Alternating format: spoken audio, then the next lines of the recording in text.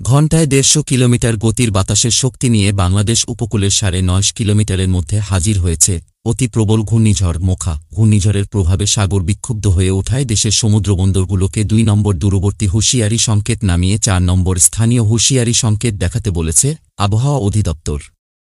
উত্তর বঙ্গোপসাগরে অবস্থানরত সব মাছ ধরার নৌকা ও ট্রলারকে অতি দ্রুত নিরাপদ আশ্রয়ে চলে যেতে বলা হয়েছে।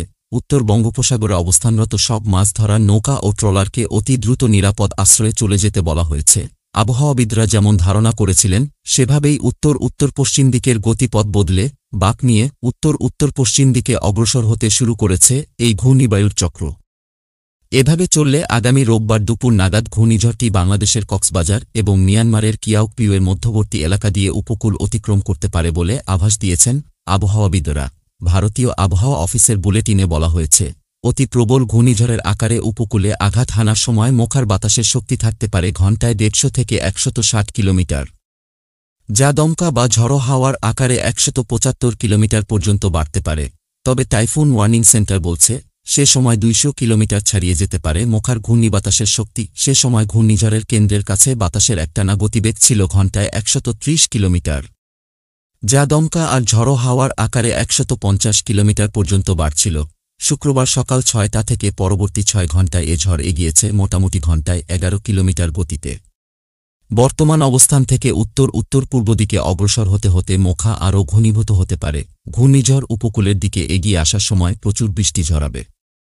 সেই সঙ্গে উপকূলীয় নিচু এলাকা স্বাভাবিকের চেয়ে ২ থেকে ২.৭ মিটার বেশি উচ্চতার জলোচ্ছ্বাসে প্লাবিত হতে পারে। ঘূর্ণিঝড় মোখার কারণে বাংলাদেশ আবহাওয়া অধিদপ্তরের ৪ নম্বর হুঁশিয়ারি সংকেতের প্রেক্ষিতে চট্টগ্রাম বন্দর কর্তৃপক্ষ নিজস্ব অ্যালার্ট ২ জারি করেছে। তিনি জানান, আবহাওয়া অধিদপ্তরের সংকেতের ওপর নির্ভর করে চট্টগ্রাম বন্দর কর্তৃপক্ষ নিজস্ব অ্যালার্ট জারি করে থাকে। বর্তমানে বন্দর কর্তৃপক্ষ অ্যালার্ট ২ জারি করেছে, সাইক্লোন স্ট্যান্ডিং কমিটির সভা আহ্বান করেছে। একই সঙ্গে লাইটার জাহাজগুলোকে সদরঘাট থেকে কর্ণফুলী শাহ আমানত সেতু এলাকার দিকে নিরাপদ আশ্রয়ে পাঠিয়ে দেওয়া হচ্ছে। জেটি ও বহির্নোঙরে থাকা জাহাজগুলোকে ইঞ্জিন চালু রাখতে বলা হয়েছে যাতে তাৎক্ষণিক মুভমেন্ট করতে পারে। বন্দরের নিজস্ব জাহাজগুলোকে নিরাপদে থেকে ডাবল মুরিং করতে বলা হয়েছে। এক প্রশ্নের উত্তরে তিনি জানান, বাংলাদেশ আবহাওয়া অধিদপ্তরের সতর্কতা সংকেত বাড়লে পর্যায়ক্রমে জাহাজ চলাচল ও পণ্য খালাস বন্ধ করে দেওয়া হবে, যাতে বন্দর জেটি, চ্যানেল, হ্যান্ডলিং ইকুইপমেন্ট ঘূর্ণিঝড়ের কারণে ক্ষতিগ্রস্ত না হয়। অতি প্রবল ঘূর্ণিঝড় কেন্দ্রের ৭৪ কিলোমিটারের মধ্যে বাতাসের একটানা সর্বোচ্চ গতিবেগ ঘণ্টায় ১৩০ কিলোমিটার, যা দমকা অথবা ঝড়ো হাওয়ার আকারে ১৫০ কিলোমিটার পর্যন্ত বৃদ্ধি পাচ্ছে। অতি প্রবল ঘূর্ণিঝড় কেন্দ্রের কটবর্তী এলাকায় সাগর খুবই বিক্ষুব্ধ রয়েছে। চট্টগ্রাম, কক্সবাজার, মোংলা ও পায়রা সমুদ্র বন্দরকে ২ নম্বর দূরবর্তী হুঁশিয়ারি সংকেত নামিয়ে তার পরিবর্তে ৪ নম্বর স্থানীয় হুঁশিয়ারি সংকেত দেখাতে বলা হয়েছে। এছাড়া উত্তর বঙ্গোপসাগরে অবস্থানরত সকল মাছ ধরার নৌকা ও ট্রলারকে অতিদ্রুত নিরাপদ আশ্রয়ে যেতে বলা হয়েছে। অতি প্রবল ঘূর্ণিঝড় মোখা রোববার দুপুর নাগাদ টেকনাফের পাশ দিয়ে অতিক্রম করে মিয়ানমারে যাবে বলে জানিয়েছে আবহাওয়া অফিস।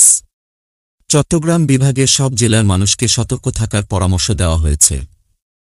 আবহাওয়া অফিস বলছে, সিডরের মতোই শক্তিশালী হতে পারে মোখা। দেশের ৪টি সমুদ্র বন্দরকে ২ নম্বর সংকেত দেখিয়ে যেতে বলা হয়েছে।